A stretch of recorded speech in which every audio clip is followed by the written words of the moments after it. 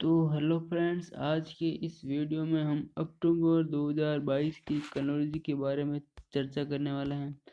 और इसमें जो कि हम जो पूरे पिछले माह की जो कि मासिक घटनाओं का सार संहार है उसके बारे में हम चर्चा करने वाले हैं। तो इस कनौलजी में हम जो भी चर्चा करने वाले हैं वो हम इस पहले पृष्ठ से जान लेते हैं जिसके बारे में हम चर्चा करने वाले हैं। तो यहाँ पर पहला फर्स्ट पर देखा जाए तो यह जो हाल ही में भारत के नए सीडीएस बने अनिल चौहान की ये फोटो है।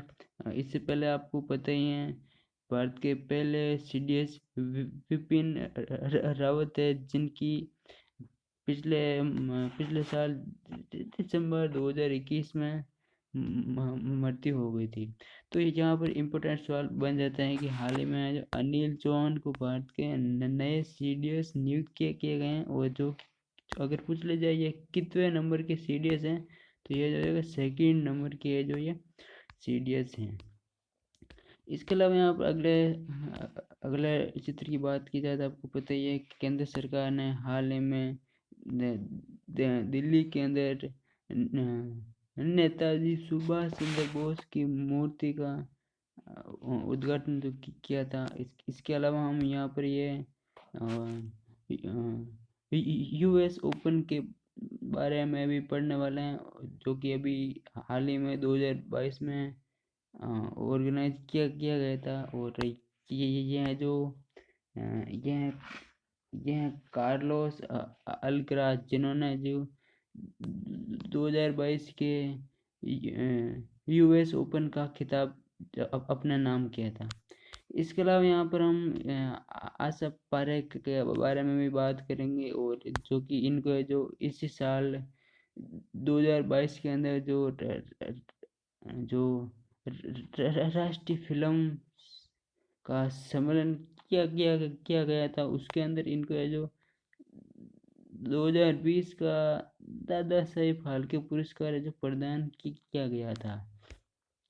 इसके अलावा हम स्पोर्ट्स के बारे में बात की जाए तो आपको पता ही है हाल ही में एशिया कप का आयोजन किया गया था, जो कि यूएई के अंदर हुआ था। और इसके विजेता श्रीलंका रही हैं, जिन्होंने पाकिस्तान को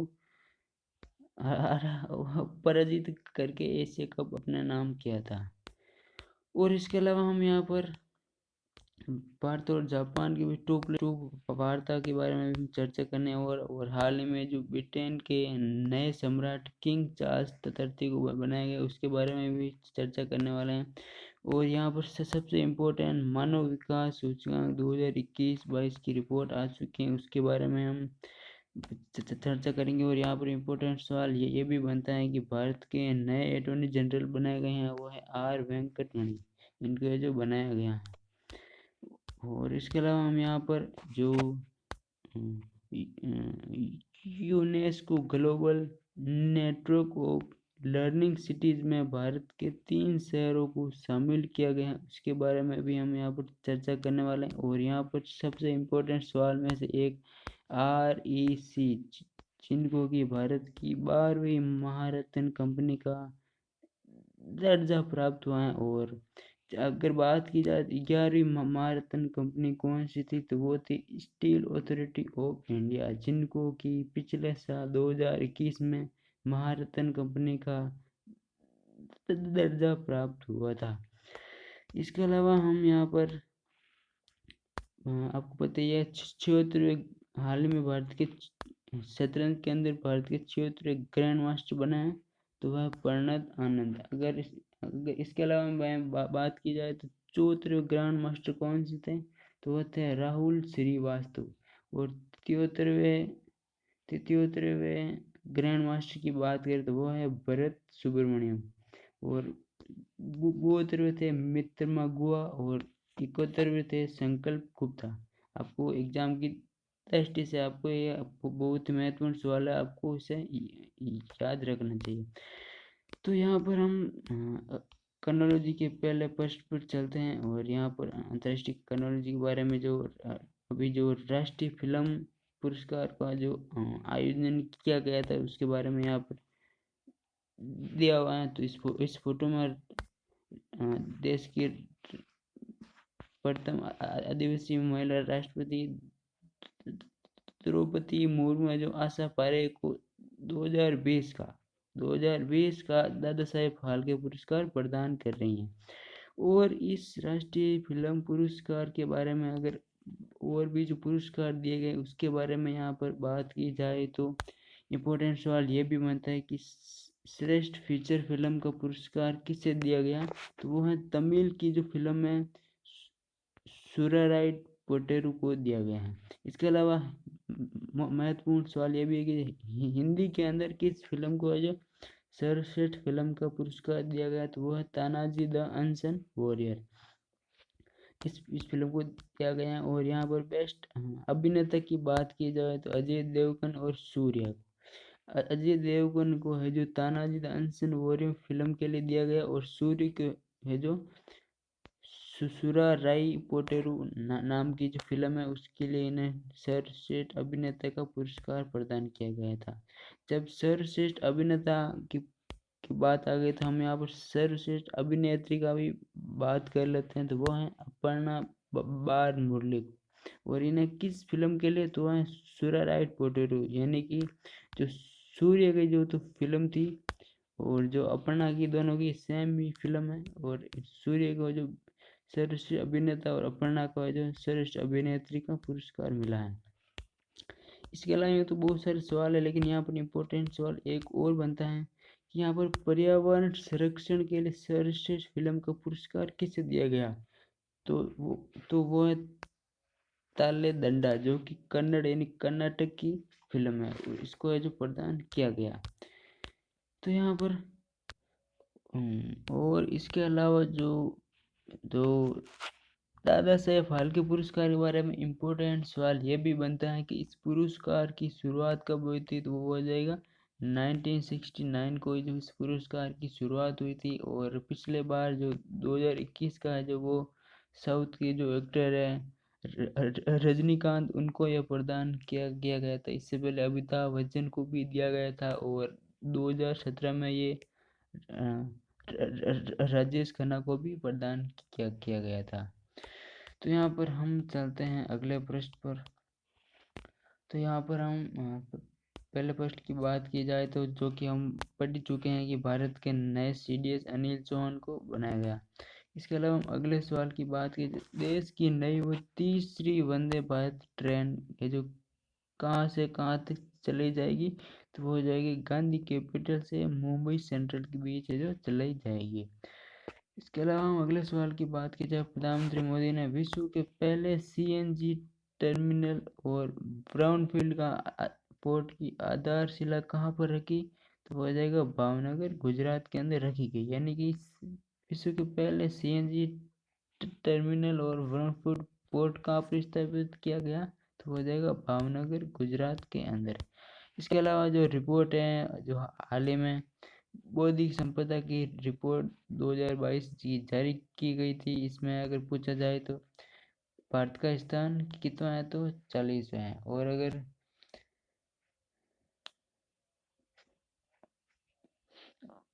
और अगर अगले सवाल की बात की जाए तो यहाँ पर है जो किस भारतीय फुटबॉल खिलाड़ी को तीसरे सबसे गोल का जो प्रदान किया गया है, तो वह है सुनील छेत्री। अगर बात की जाए तो पहले खिलाड़ी कौन थे, तो वो हैं क्रिस्टियानो रोनाल्डो। उसको जो सबसे अधिक गोल के लिए पुरस्कार किया गया था। और सेकंड का है जो वो है लियोनल मेसी, इसको है जो सेकंड नंबर पर दिया गया। और तीसरे नंबर का जो भारतीय खिलाड़ी है वो सुनील छेत्री को है जो प्रदान किया गया। इन्हें जो कैप्टन फैंटास्टिक सीट्स में डॉक्यूमेंट्री को रिलीज की है। तो यहाँ पर अगले सवाल की बात की जाए, जिसका हम पहले प्रश्न पढ़ चुके हैं, अटॉर्नी जनरल है जो R वेंकटमणि है। अब यहाँ पर अगले सवाल की बात की जाए तो VSHORADS का फुल फॉर्म क्या है, तो यहाँ पर हालांकि एग्जाम में ये पूछा जा सकते हैं, जिस एग्जाम में भी थोड़ा डीपली क्वेश्चन पूछा जाता है, वहाँ पर इस तरह की बड़ी बड़ी फुल फॉर्म भी पूछ ली जाती हैं। तो इसकी जो फुल फॉर्म क्या है, very short range air defence. अगर यह भी पूछा जा सकता है कि जैसे कि VSHORADS किससे संबंधित है, तो वो हो जाएगी ये क्या है, तो यह एक एयर डिफेंस सिस्टम है।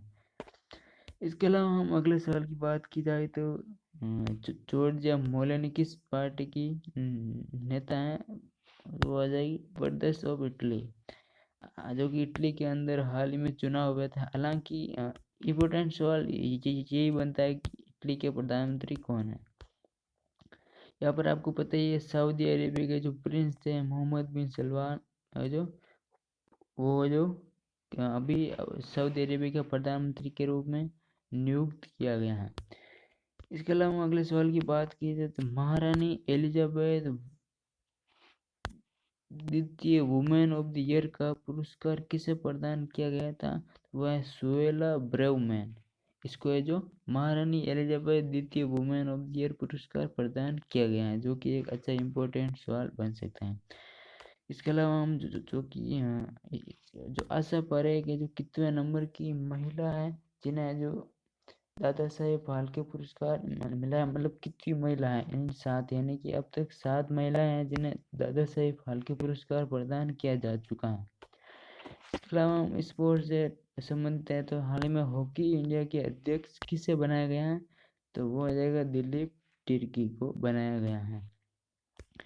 इसके अलावा हम अगले सवाल की बात करें तो न्यूयॉर्क सिटी में 29 अगस्त से 11 सितंबर 2022 को आयोजित अमेरिकन ओपन का खिताब किसने जीता है, तो वो हो जाएगा कार्लोस अल्कराज गार्सिया ने जीता है। और इनका संबंध किस देश से है, तो वो हो जाएगा स्पेन से संबंधित है। और अगर बात की जाए तो ये अमेरिकन ओपन का किस खेल से संबंधित है, तो वो हो जाएगा टेनिस से संबंधित है। इसके अलावा हम अगले सवाल की बात करें तो भारत सरकार द्वारा स्वदेशी रूप से विकसित किस विमान ईंधन को 26 सितंबर 2022 को लॉन्च किया गया है, तो हो जाएगा AVGS 100LL। और इसके अलावा हम अगले सवाल की बात करें तो देश के सर्वोच्च न्यायालय ने भारतीय ओलंपिक संघ के संविधान और निर्वाचन मंडल तैयार करने के लिए उच्चतम न्यायालय के किस पूर्व न्यायाधीश को नियुक्त किया है, तो वह जस्टिस L नागेश्वर राव। इसके अलावा हम अगले सवाल की बात करें तो यहाँ पर सार संहार, यहाँ पर जो 2022 की जो SCO की मीटिंग हुई थी, बैठक हुई थी, वो कहाँ पर हुई थी, तो वो हो जाएगा समरकंद उज्बेकिस्तान। अगर आपको पता ही है कि भारत हाल फिलहाल SCO का सदस्य देश नहीं है। इसके अलावा हम अगले सवाल की बात करें, अंतर्राष्ट्रीय वनडे क्रिकेट में सर्वाधिक विकेट लेने वाली किस भारतीय महिला को तेज गेंदबाज अंतर्राष्ट्रीय क्रिकेट से संन्यास लेने की घोषणा की है, तो वह जुलम गोस्वामी। पूछा जा सकता है कि जुलम गोस्वामी का संबंध किस खेल से है, तो वो हो जाएगा क्रिकेट। इसके अलावा आपको पता ही होगा हाल ही में जो मिताली राज ने भी संन्यास की घोषणा की थी, जिसका संबंध भी क्रिकेट से है, जो कि भारत की कप्तान भी रह चुकी हैं क्रिकेट टीम की। इसके अलावा अगले सवाल की बात की जाती है, हरमन केस्टेन पुरस्कार किसे प्रदान किया गया 2022 का, तो वो हो जाएगा मीना कंडसामी, जो कि एक भारतीय लेखिका और कवयित्री हैं। इसके अलावा अगले सवाल की बात की जाए तो सैद्धांतिक कंप्यूटर विज्ञान व गणित की खोजों के लिए वर्ष 2023 का, यानी पूछा जाएगा 2023 का बेखरतू पुरस्कार किसे प्रदान किया गया, तो हो जाएगा डेनियल स्पीलमैन को प्रदान किया गया।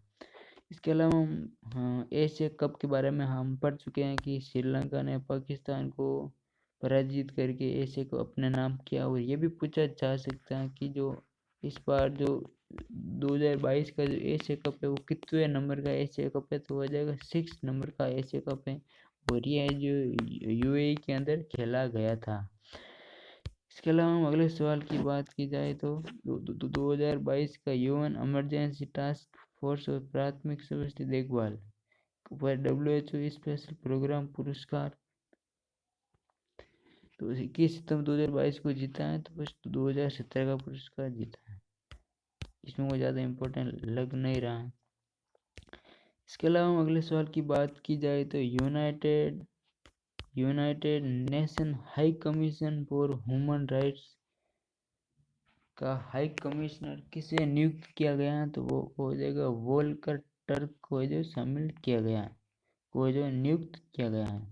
इसके अलावा हम ग्रैंड मास्टर के बारे में हम पढ़ चुके हैं, Pranav Angad 76 number grand master है। इसके अलावा हम अगले सवाल की बात की जाए तो एनजीओ की सह संस्थापक कौन है, जो bill and Melinda Gates foundation के गोल्डन ग्लोब अवार्ड प्राप्त करने में 4 हस्तियों में शामिल है, तो वो हो जाएगा राधिका बत्रा है, जो कि क्या एनजीओ की सह संस्थापक है।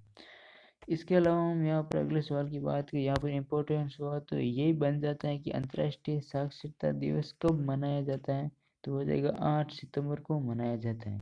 तो 8 सितंबर को मनाया जाता है, तो अंतर्राष्ट्रीय साक्षरता दिवस के 2022 की थीम क्या है, तो वो हो जाएगी ट्रांसफॉर्मिंग लिटरेसी लर्निंग स्पेस। इसके अलावा हम अगले सवाल की बात की जाए तो 2022 का जो रमन मैग्सेसे पुरस्कार प्रदान किए गए हैं वो 4 जने कौन कौन है, तो इसकी तो पहले तो हैं सोतियारा किम जो कि कंबोडिया देश के हैं। दूसरे की बात की जाए तो वो हो जाएगा तदाशी हत्तोरी जो कि जापान के हैं। तीसरे की बात की जाए तो बर्नार्ड जे मैड्रिड जो कि फिलीपींस देश के हैं। इसके अलावा चौथे की बात किया जाए तो गैरी बेनचेगी जो कि फ्रांस देश से हैं। तो इन चारों को जो 2022 का रमन मैग्सेसे पुरस्कार प्रदान किया गया है, और ये रमन मैग्सेसे जिसको एशिया का नोबेल पुरस्कार भी कहा जाता है, और ये है जो फिलीपींस की राजधानी मलेना से प्रदान किए जाते हैं। और अगर बात की जाए तो रमन मैग्सेसे कौन थे, तो ये जो फिलीपींस देश के प्रधानमंत्री थे। और ये रमन मैग्सेसे पुरस्कार एग्जाम की दृष्टि से हर साल काफ़ी इम्पोर्टेंट होते हैं, तो आपको भले ये चारों नाम थोड़े पढ़ने में डिफिकल्ट है, लेकिन आपको इन नामों को याद करना चाहिए, एग्जाम की दृष्टि से यहाँ से प्रश्न पूछे जाते हैं। अगले सवाल की बात किया जाए तो लेवर कप, तो पहला सवाल तो यही बन जाता है कि लेवर कप का संबंध किस खेल से है, तो हो जाएगा टेनिस से संबंधित है। तो यहाँ पर पूछा जाए कि लेवर कप का कौन सा संस्करण है जो लंदन में आयोजित किया गया, यानी कि पूछा जा सकता है कि 2022 का लेवर कप कहाँ पर आयोजित किया गया, तो वो हो जाएगा इंग्लैंड का अंदर आयोजन किया गया था, जिसका 5वां संस्करण था। इसके अलावा हम अगले सवाल की बात की जाए तो यहाँ पर 2022 का अंतर्राष्ट्रीय आंगन सम्मेलन जो आयोजित किया गया था, इसकी थीम क्या थी, तो हो जाएगी इमारतों में शून्य कार्बन परिवर्तन, यानी कि पर्यावरण से ये संबंधित होता है।